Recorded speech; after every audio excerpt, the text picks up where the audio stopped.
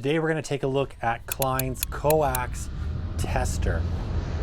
This tool comes with 2 AA batteries to make this thing work. You are able to test 4 different circuits at once. So on the back here, we've got 4 different connectors. This essentially has a test button, which should tell you if you've got an open or a short, or if it passes. So 3 different selections here. This thing is really cool. I'm going to show you how it works.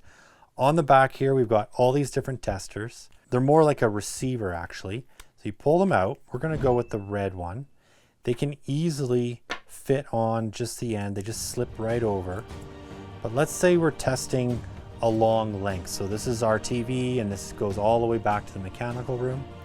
So what we want to do is screw this end on to our coax, put our little transmitter on here, just like this.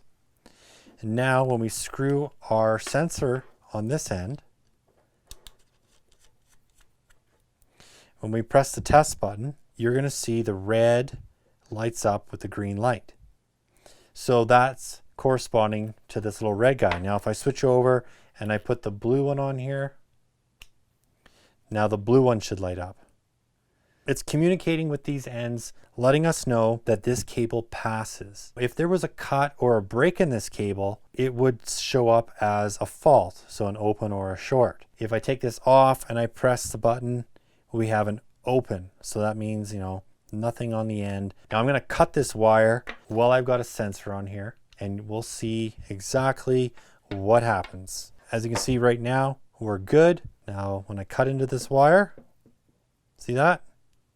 Now I've got a short. So if I keep going, just going to cut a little more. Now I definitely have a short.